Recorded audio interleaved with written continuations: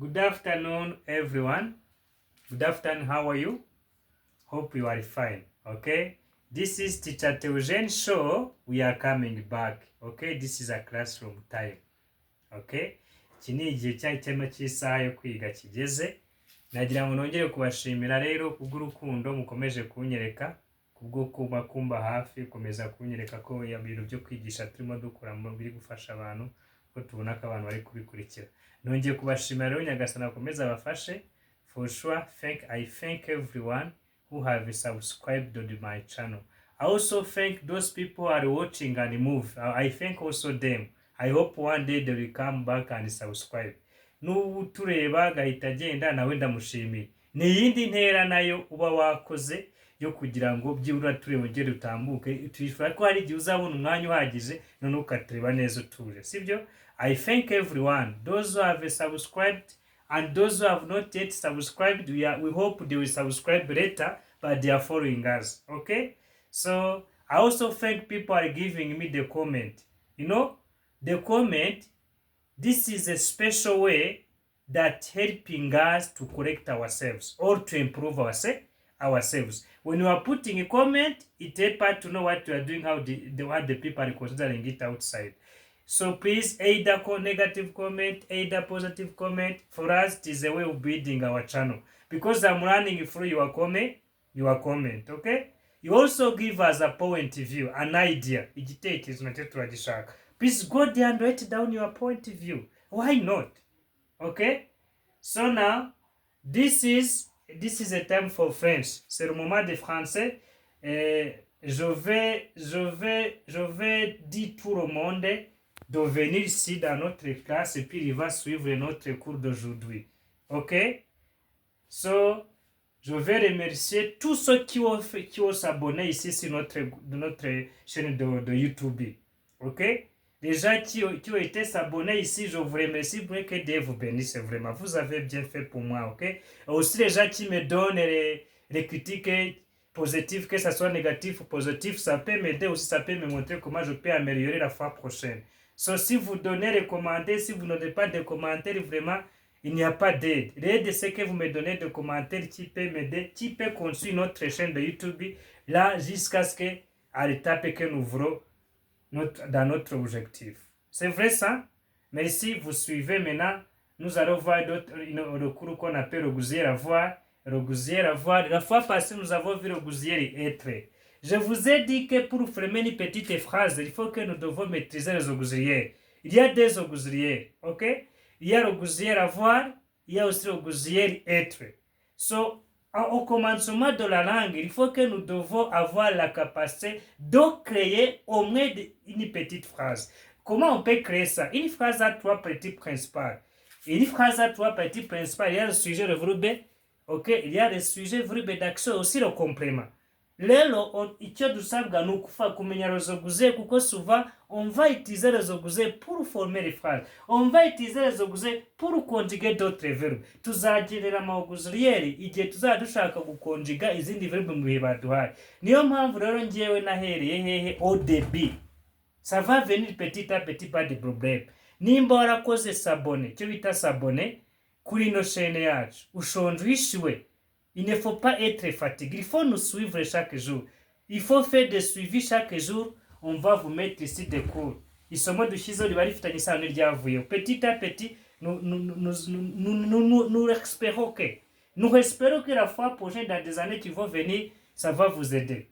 Ok? Ça va vous aider. Il faut suivre notre chaîne vraiment. Je suis sûr et certain que ça va vous aider. Ok? Nta mwanya n'umwe rero, fata akanya gato iminota mikeya, yaba ari mu kazi ukora, udukurikire gato, udukunde, tubashe gushyiraho amasomo hano yakurikire, hanyuma unayasharinga abana. Mwibuke ko intego yacu, notre objectif, ok? Notre objectif, c'est donner la capacité, montrer les parents et méthodes d'enseignement qui peuvent même utiliser dans les maisons pour aider les enfants. Ok? C'est ça notre objectif. Sans toutefois perdre du temps, vous suivez ici alors, vous lisez ici d'abord. Il y a l'auxiliaire avoir au présent. Vous êtes quoi bien auxiliaire être. N'est-ce pas ça? Non, tu dis que tu as auxiliaire avoir au présent. Vous suivez. Ici, je veux commencer. Si on dit comment?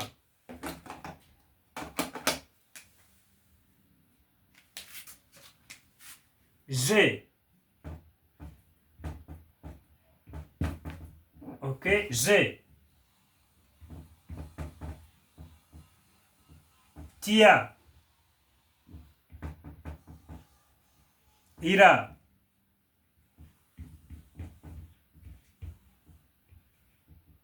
Ela.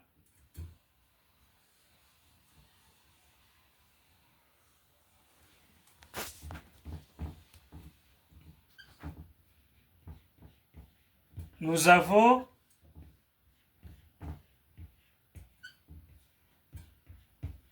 Vous avez.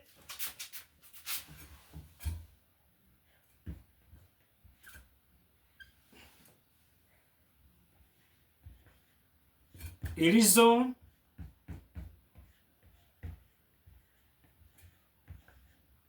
Ils ont. Voilà. Ici, j'ai. Ok, je dis, vous répétez. J'ai. Tia. Ira. Ella. Nous avons. Vous avez.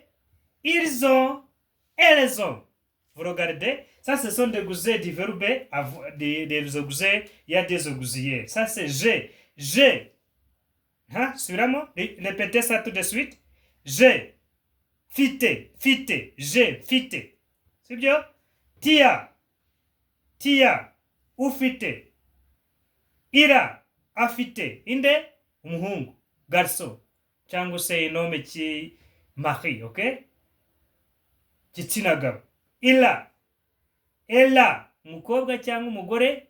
Genre féminin. Cyo bita genre féminin. Igitsina gore. Ella. Ok? Ella. Ella. Ella. She is. She has. Sorry. She has. Ok? Ella. She has. She has. Ok? Ella. Afite. Nous avons. Mufite. Vous avez. Bafite. Nous avons. Dufite. We have. Dufite. Vous avez. Mwebwe. Mufite. Nimbara abantu benshi. Ok? Ils ont. Raison. Ils ont. Bafite. Bo. Ni muri kumwe. So understands. Donc ni abantu benshi ariko mutari kumwe. Que ça soit les élèves, abanyeshuri, abagabo, abagore, abarimu, abaganga. Ils ont. Ba abantu benshi ariko mutari kumwe. Et raison. Ba abantu benshi ariko b'abagore n'abakobwa b'ibitsina gore. Sibyo? Et raison. Sibyo abagore benshi. Et raison. Ego? Subiramo twumve. Et raison. Très bien. Et raison. Subiramo. Et raison. Bafite. Très bien. J'ai. I have. I have. Tia. You have. Ira. He has. Ella.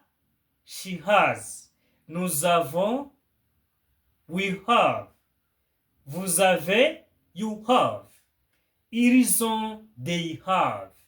Elles ont. They have. Ok, j'ai. J'ai.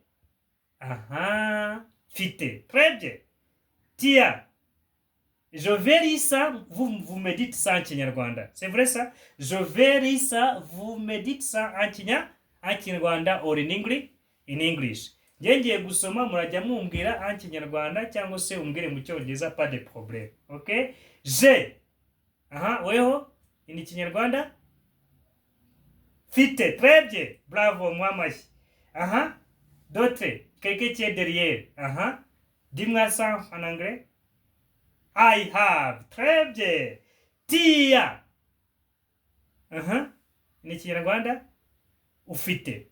Weho muri kumwe nyine. Très bien. Ufite nibyo. Uwo muri kumwe. Uwo kwicaye iruhande. Quelqu'un qui. Voilà. Ufite. In English? Très bien. You have. Très bien. Ira. Afite. Inde uriya mutari kumwe. Uriya uri mutari buhagararanye ariko wenda uri kumwe cyangwa uzahara. No, in English? He has. Très bien. Elle a. Wa wundi nyine afite. In English, she has. Très bien. Nous avons. En Kinyarwanda? Dufite. Très bien. Bien travaillé. In English, nous avons. Nous avons. We have. Très bien. Vous avez. Mufite. Bande benshi muri kumwe. Mwigana, mukorana, mugendana. Muri kumwe nyine muri kumwe mugendana. Ubari uruhande rwawe. Bo bafite. Très bien. In English, you have. Très bien. Ils ont. Bafite. Mufite. Vous avez. Mufite. Ils ont. Bafite. In English, they have. Très bien. They have. Elles ont. Elles ont. Bafite. Baki? Baki bameze bate? Abagore. Merci. In English? In English? They have. Wow. Très bien. Maintenant, on va répéter ensemble. OK? Vous allez répéter ensemble avec l'enseignant. On va partir ensemble. OK? Toi, dis j'ai. Tia. Ira. Elle a. Nous avons. Vous avez. Ils ont. Elles ont. Très bien. Vous répétez ça vous-même. Vous répétez ça vous-même. Je commence par ici. Oui. Très bien.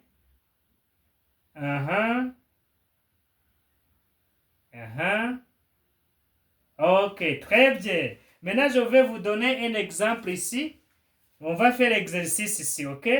Je vais vérifier si vous avez bien compris, si vous avez fait comment on conjugue le verbe avoir au présent. Maintenant, je vais voir si le pronom personnel, si c'est bien. Si tu connais ti, ça va suivre quoi? Elle, ça va suivre quoi? Est-ce que tu peux dire elle est avant? Est-ce que tu peux dire elle est là? Est-ce que tu peux dire tu avais? Tio? Est-ce que tu peux dire Jean?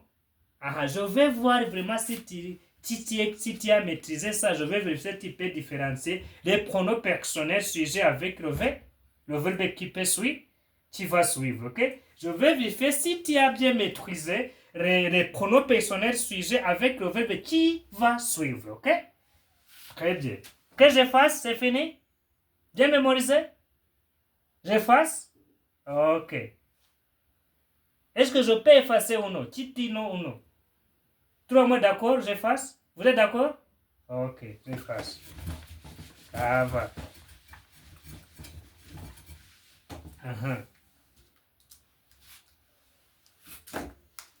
L'exercice.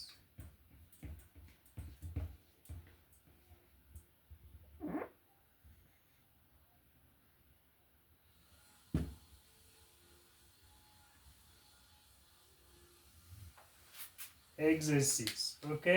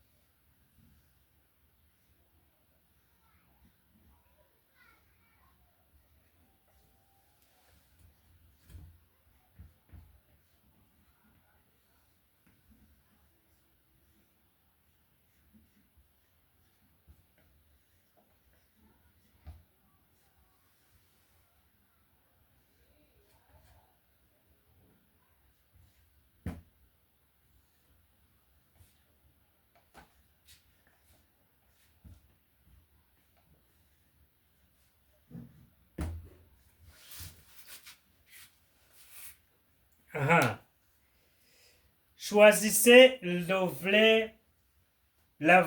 On dit vraie réponse ou la vraie réponse? La réponse, la vraie réponse. Très bien. Si c'est la réponse c'est au féminin. Que la vraie réponse. Voilà. Vous choisissez avec A avant. T. Ok? Choisissez avec A, AS. Il. Choisissez avec AV, ONT. Je. Choisissez avec ONT, AIE. Voilà. Vous choisissez la vraie réponse très vite. Choisis vraie réponse. Très vite. Très vite et très vite. Très vite et très vite.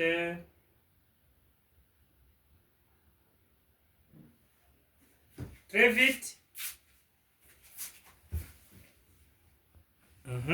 Très vite et très vite et très vite. C'est fini, très bien. Bien travaillé, oui.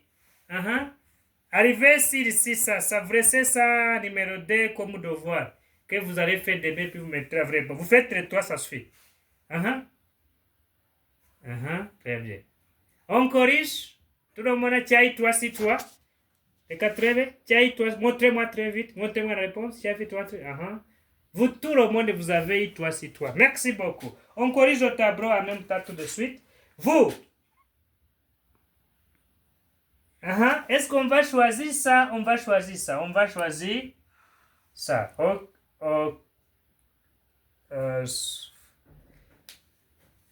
Ici, il y a une erreur. Quelle erreur que nous avons fait ici? Ok, il y a une erreur. Ça, c'est nous. Voilà, nous avons. Très bien. Et vous avez vu les petites erreurs là? Ou vous n'avez pas vu ça? Ah, merci. C'est votre chef qui a vu une erreur. Ça? Ok, c'est avant. Oui. Nous avons. Très bien. Nous avons. Ti. Quelle réponse c'est ça et ça? Ça? Non. Ça? Ok, très bien, oui. C'est ça la vraie réponse. Ok. Ici, on va mettre tia ou fité. You have. Avec O, il avec S. On va choisir quoi? Ça? Ok, ça. Très bien. Si c'est ils ont.